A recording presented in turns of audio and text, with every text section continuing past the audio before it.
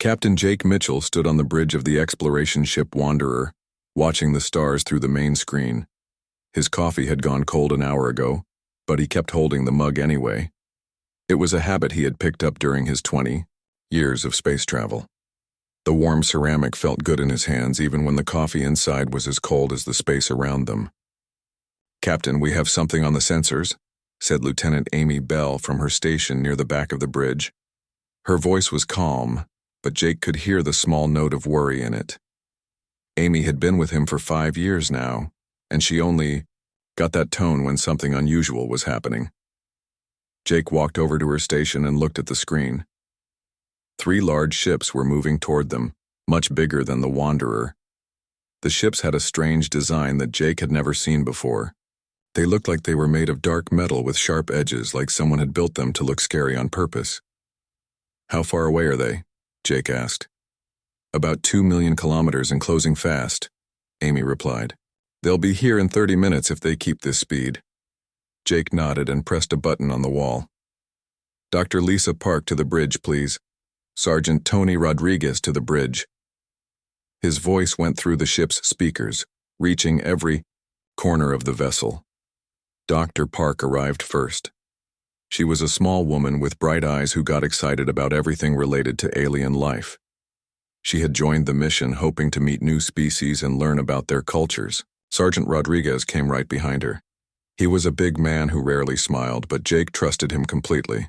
Tony had served with Jake in 3 different missions, and he always kept the crew safe. "What do we have, Captain?" Dr. Park asked, looking at the screen with interest. "First contact, maybe," Jake said. 3 unknown ships coming our way." Dr. Park's eyes lit up. "Really? This is amazing, our first meeting with an alien species. Do we know anything about them?" "Not yet," Jake said. "But we're about to find out." The next 20 minutes passed slowly. The crew prepared for contact, while the alien ships got closer. Jake had dealt with first contact situations before, but never with ships this large. Each alien vessel was at least 10 times bigger than the Wanderer. "Captain, they're sending us a message," Amy said. "Audio only." "Put it through," Jake ordered. A strange voice filled the bridge. It sounded like it came from something with a very different throat than humans. The words were in perfect English, but the accent was unlike anything Jake had ever heard.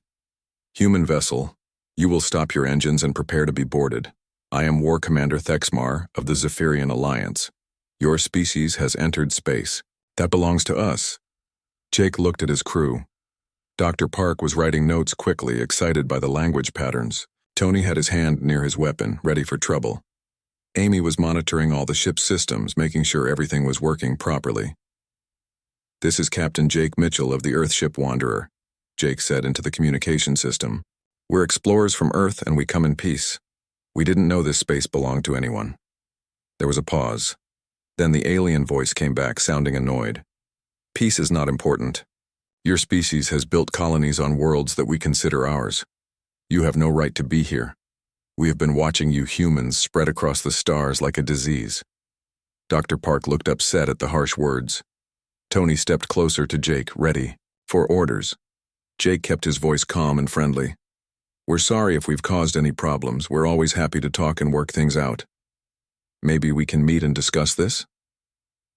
"There is nothing to discuss," Thexmar said. "Your species will leave this sector immediately and return to your home world. You will abandon all your colonies and never return. This is not a request." Jake felt his crew looking at him.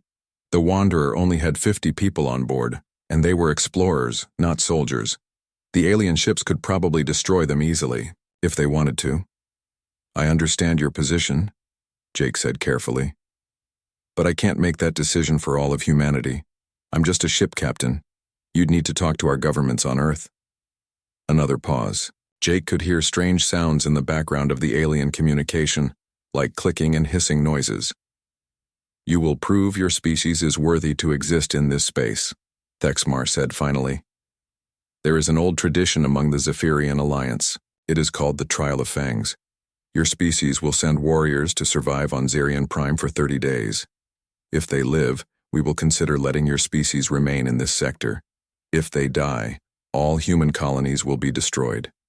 Dr. Park, wrote faster, trying to catch every word. Tony moved his hand away from his weapon and crossed his arms. He was thinking, Jake could tell. What exactly is Zarian Prime? Jake asked. It is a world of death, Thexmar said, and Jake could hear something like pleasure in the alien's voice. The strongest warriors of our 3 species have tried the trial of fangs for thousands of years. Most die within the first week. The few who survive become legends among our people. Jake exchanged looks with his crew. Dr. Park was frowning now, her excitement replaced by worry. Tony was nodding slowly like he was already planning something. And if we refuse? Jake asked. Then you prove your species are cowards, and we will destroy your colonies immediately. You have 3 of your days to decide. We will wait here. The communication ended with a sharp click. The bridge was quiet for a moment. Jake could hear the soft hum of the ship's engines and the beeping of various machines. Finally, Dr. Park spoke. Captain, from what I could tell from his speech patterns, this Thexmar creature was completely serious. This isn't a bluff or a test. They really will destroy our colonies if we don't agree. How many colonies do we have in this sector now? Jake asked Amy. 7, sir. About 50,000 people total, including families and children. Jake nodded. The choice was clear, even if it wasn't easy. He couldn't let 50,000 innocent people die because he was afraid to take a risk. Tony, what do you think about this trial of fangs? The big sergeant shrugged. Sounds like a survival test on a dangerous planet. I've done worse things for worse reasons. If it keeps our people safe, I'm willing to try it. It could be a trap, Amy pointed out. They might just be planning to kill whoever we send. Maybe, Jake said. But if they wanted to kill us, they could do it right now. They don't need tricks. He walked back to his captain's chair and sat down. Amy, send a message to Earth Command. Tell them about the situation and ask for instructions. Also tell them we'll probably need a specialized survival team. Are you thinking of accepting their challenge? Dr. Park asked. Jake smiled for the first time since the alien ships had appeared. Dr. Park, humans have been surviving in dangerous places since we lived in caves. I have a feeling these aliens don't know what they're getting themselves into. Commander Pete Walsh sat in the briefing room at Earth Defense Headquarters, looking at the holographic display of Zarian Prime floating above the table. The planet looked beautiful from space, with swirling clouds and blue oceans. But he knew that looks could be deceiving. The data scrolling beside the image told a different story. Gravity is 1.3 times Earth normal, said General Harris, reading from his tablet. Temperature ranges from -40 degrees Celsius to +60 degrees. Acid rain falls every few days. The atmosphere is breathable but contains high levels of sulfur compounds that will burn your throat. Pete nodded, taking notes on his own tablet. Around the table sat 3 other people who would join him on this mission. Dr. Kate Morgan was a botanist and survival expert who had spent years studying how to live off the land in harsh environments. Staff Sergeant Danny Clark was an engineer who could build almost anything from spare parts. Corporal Nina Hayes was a reconnaissance specialist who had grown up hunting and fishing in the mountains of Montana. The plant life is mostly carnivorous, General Harris continued. The trees can grab you with their branches. The flowers shoot poisonous darts. Even the grass has teeth in some areas. The animal life is worse. We're talking about creatures that would make Earth's dinosaurs look like house pets. Dr. Kate Morgan raised her hand. General, do we have any information about which plants are actually dangerous and which ones might be useful? I mean, every ecosystem has plants that can be eaten or used for medicine, even the harsh ones. Some data, but not much, the general replied. The aliens haven't exactly been helpful with details. They seem to think we're going to die anyway, so why bother explaining things? Danny Clark laughed. Sounds like they don't know humans very well. I grew up in Detroit during the power crisis of 2350. My family lived without electricity for 2 years and made it just fine. How hard can one planet be? Pete smiled at Danny's confidence. He had chosen his team carefully. These weren't just skilled soldiers or scientists. They were people who had experience dealing with difficult situations and making the best of them. What about equipment? Nina asked. What are we allowed to bring? General Harris flipped through his notes. The aliens said we can bring basic, survival gear but no heavy weapons or vehicles. They want this to be a test of survival skills, not military technology. Pete looked at his teammates. Okay, let's make a list. What do we actually need for 30 days in a hostile environment? For the next hour, they planned their equipment like they were organizing a camping trip. Dr. Morgan wanted seeds for fast-growing vegetables and her portable soil testing kit. Danny wanted his toolkit and some solar panels for power.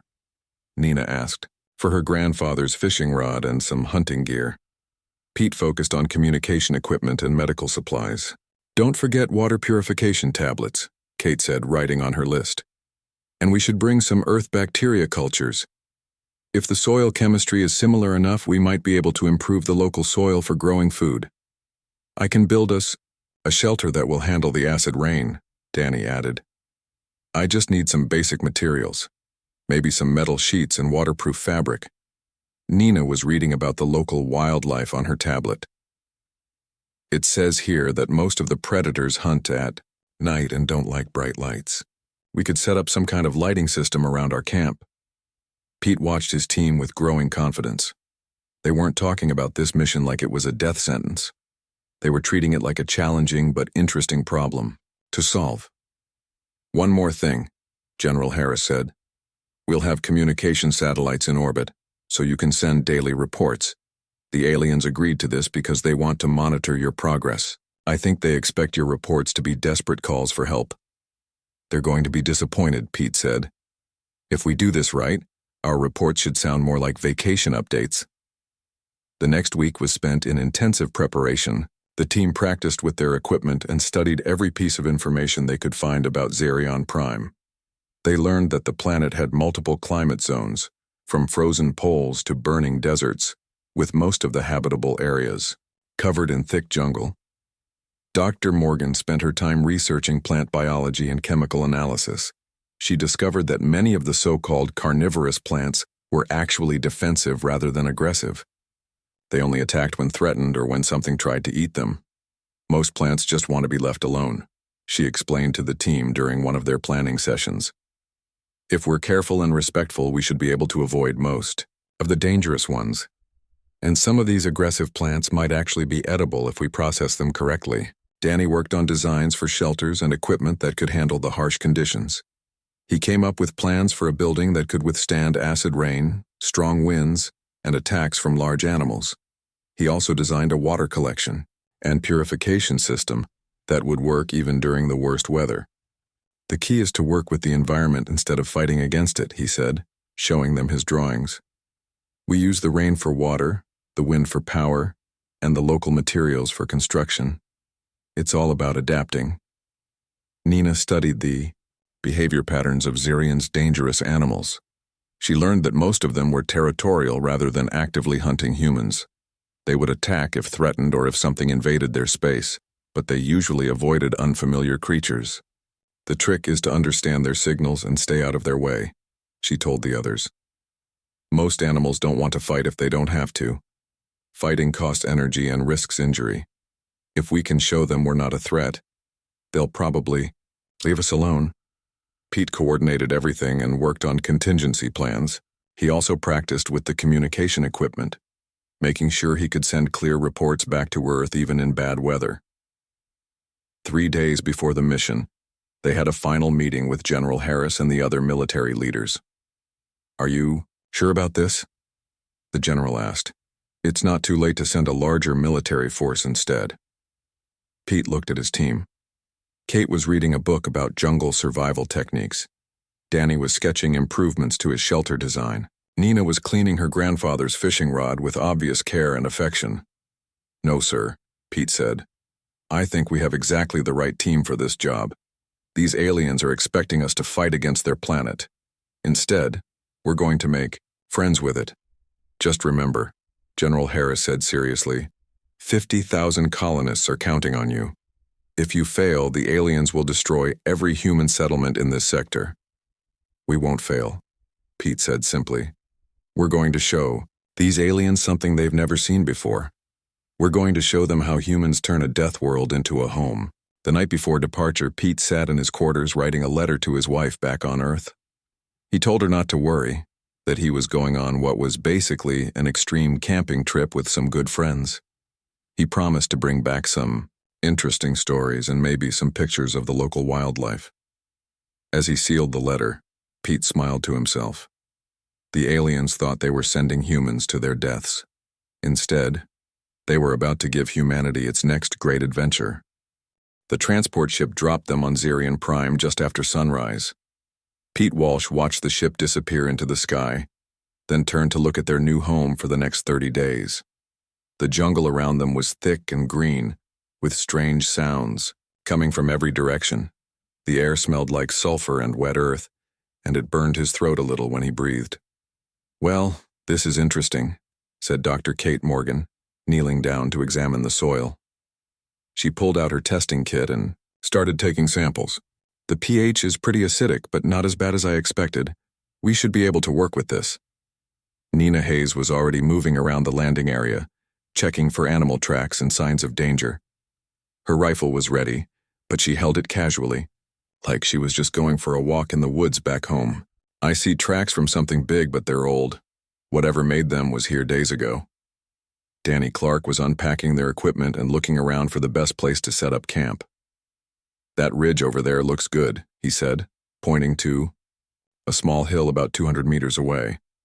"Good drainage, decent view of the area, and those rocks will give us some protection from the wind." Pete nodded and pressed the button on his radio. "Earth Command, this is Walsh.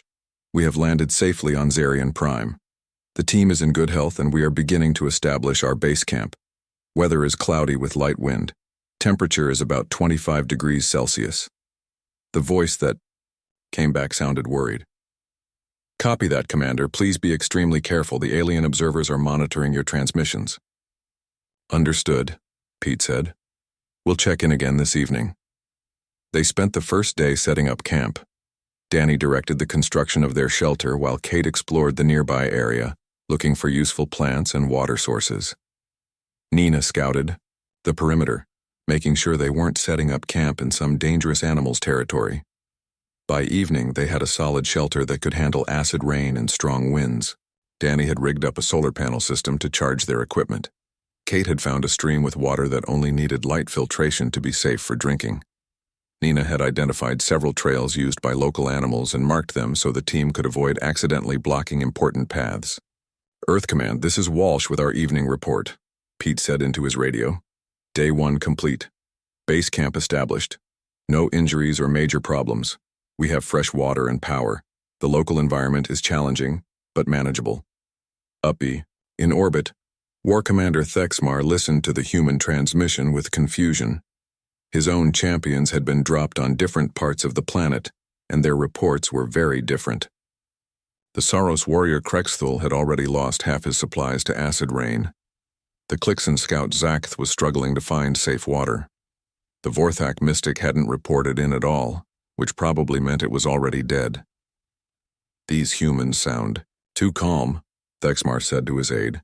"Are they lying about their situation?" "Perhaps they do not understand the danger they are in," the aide replied. "Many species react to fear by pretending everything is normal." Day 3 brought their first real test. Acid rain started falling just after noon and continued for 6 hours. Kate and Danny had prepared for this by building gutters around their shelter to collect the rainwater for later purification. They spent the afternoon inside playing card games and planning their next few days. "This rain isn't as bad as I thought it would be," Kate said, watching drops slide down their reinforced windows. "It's more like strong vinegar than battery acid. Annoying, but not deadly if you're prepared for it. The trick is not to let it surprise you," Danny added. "Back home in Detroit, we had chemical rain sometimes when the factories were working overtime. You just had to know when it was coming and stay inside." Nina was cleaning her fishing rod by the light of their solar-powered lamp. "My grandfather always said that bad weather is just nature's way of making you appreciate the good weather more." On Day 5, they had their first encounter with one of Zerion's famous predators. Nina was checking her fishing lines at the stream when a creature the size of a large bear came crashing through the jungle. It had 6 legs, sharp teeth, and claws that could probably cut through metal. Instead of running or shooting, Nina stood very still and made herself look small. The creature stopped when it saw her, sniffed the air, then made a low growling sound. Nina slowly reached into her pack and pulled out one of the fish she had caught earlier. She tossed it toward the creature, then backed away slowly. The predator sniffed the fish, decided it was acceptable, and ate it quickly. Then it looked at Nina for a moment, made what almost sounded like a thank you grunt, and walked away into the jungle. "Earth Command, this is Walsh," Pete reported that evening. "Day 5 complete. We had our first close encounter with a large predator today. Nina successfully avoided conflict by offering food and showing non-aggressive behavior. The creature appeared intelligent and responded well to respectful treatment. By day 10, they had established a routine that was working well. Kate had planted a small garden using seeds she had brought from Earth, mixed with soil she had improved using bacterial cultures. Danny had expanded their shelter and built a workshop where he could repair equipment and build new tools. Nina had mapped the local animal territories and established friendly relationships with several of the smaller creatures. Pete's daily reports to Earth Command started sounding more and more like vacation updates. Day 12 here on Zirion Prime. Weather has been pleasant with only light acid rain yesterday evening. Kate's garden is growing well and we should have fresh vegetables within a week. Danny has built us a hot shower system using the natural hot springs about half a kilometer from camp. Nina caught enough fish yesterday to last us 3 days, and she says the local variety tastes like a cross between salmon and chicken. The alien observers were becoming increasingly confused. Their own champions were dying one by one, following the traditional pattern that had held for centuries, but the humans seemed to be thriving. "They have built permanent structures," reported the scout ship monitoring the human camp. "They are growing food plants. One of them appears to be keeping local animals as pets." War Commander Thexmar studied the surveillance images with growing unease. The humans had turned their landing site into what looked like a small village.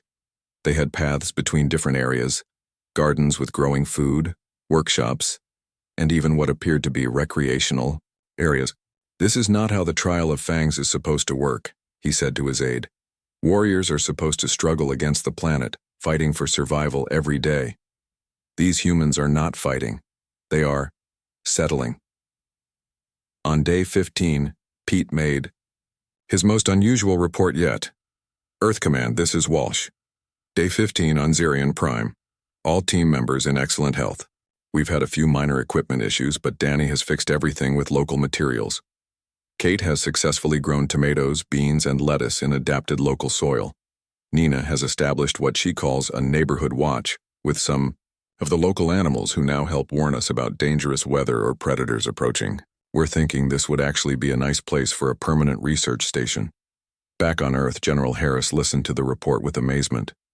The aliens had sent the humans to what they considered a death world, and the humans were talking about building a research station there. "Sir?" asked his aide. "Should we tell them they're supposed to be suffering more?" General Harris smiled. "No, let them keep doing whatever they're doing. It's working." On day 26, Krexthul stumbled into the human camp just as the sun was setting. The Saros warrior was the last surviving alien champion, and he looked terrible. His scales were cracked and bleeding from acid rain. His left arm hung uselessly at his side, broken during a fight with one of Zirion's predators. He had not eaten a proper meal in 5 days. He expected to find either human corpses or desperate survivors barely clinging to life. Instead, he found Pete Walsh sitting by a warm fire, cooking fresh fish on a metal grill that Danny had built from salvaged materials. The smell of the cooking food made Krexthul's stomach growl loudly. "Well, hello there," Pete said calmly, looking up at the alien warrior. "You must be one of the other contestants. You look like you could use some help." Krexthul stared at the human camp in disbelief. There were multiple buildings connected by clean pathways. Gardens with growing plants surrounded the main shelter. A small water wheel turned slowly in the stream, generating power for lights that kept dangerous nighttime predators away. It looked more like a small town than a survival camp. You're the humans? Krexthul asked in broken English. His voice was weak from dehydration and exhaustion. That's us, Nina said, walking over with a medical kit. She had been monitoring the perimeter when she heard the alien approaching. Come on, sit down, let me take a look at that arm. Dr. Kate Morgan emerged from one of the buildings carrying a bowl of soup made from local plants and earth vegetables from her garden. You need food and water, she said to Krexthul. This soup is safe for your species.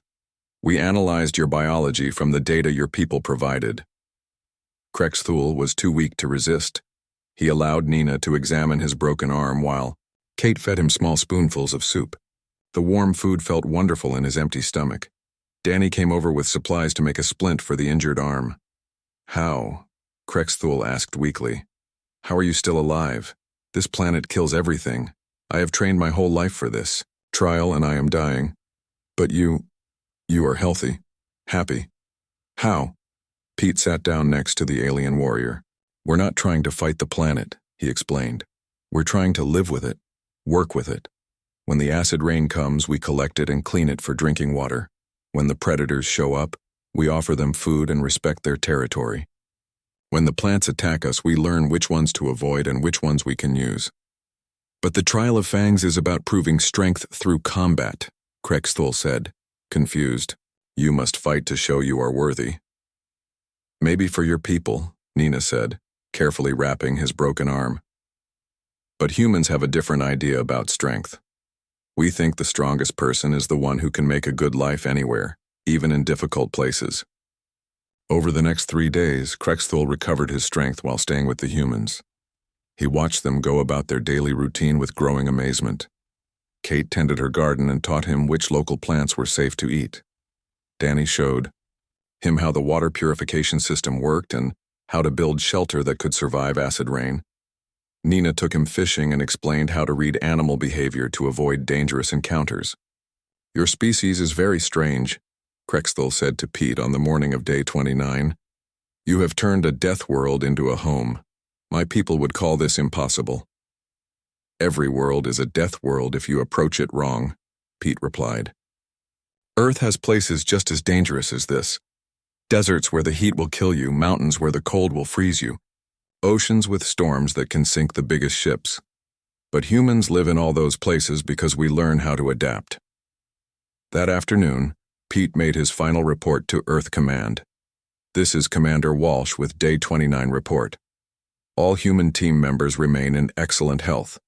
We have successfully established sustainable food production, reliable water sources, and safe shelter. Local wildlife relationships are stable and non-threatening. We've also rescued the surviving alien champion, who is recovering well from his injuries. Tomorrow marks the end of our 30-day trial, but honestly, we could stay here much longer if needed. Up in orbit, War Commander Thexmar listened to the report with his command staff. The other alien ships had been monitoring the humans for weeks, and the reports had been getting stranger and stranger. They have succeeded, said his aide, stating the obvious. They have survived the trial of fangs. More than survived, Thexmar replied grimly. They have conquered Zerion Prime without firing a shot. They have done something that no species in our alliance has ever accomplished. What are your orders, War Commander?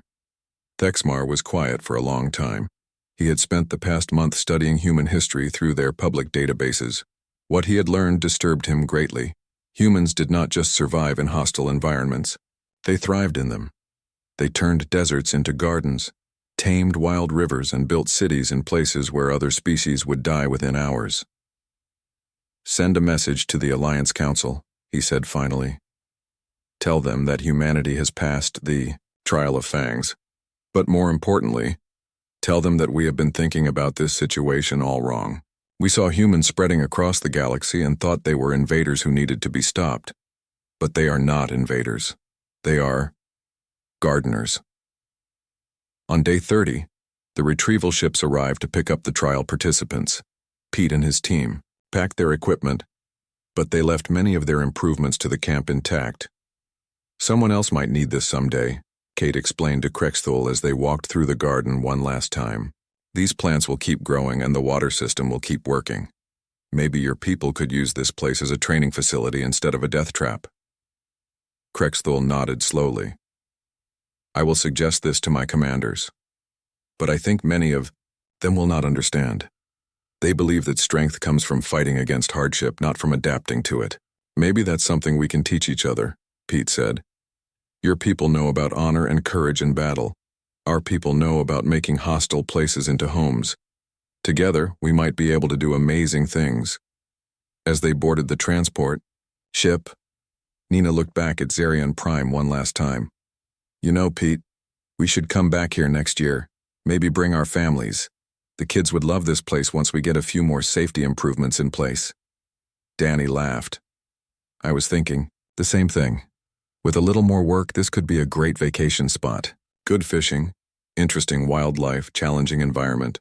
What more could you ask for? War Commander Thexmar met them at the orbital station.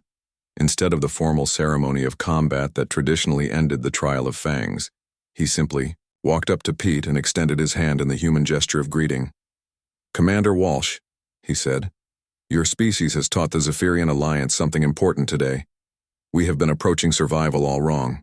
We fight against hostile worlds and call ourselves strong when we endure their punishment. But you have shown us that true strength is turning those worlds into places where life can flourish. Pete shook the alien's hand. War Commander, I think this is the beginning of a very interesting friendship. 6 months later, the first joint human Zephyrian research station was established on Zarian Prime. It became a training center where both species learned from each other. Humans taught aliens about adaptation and environmental harmony.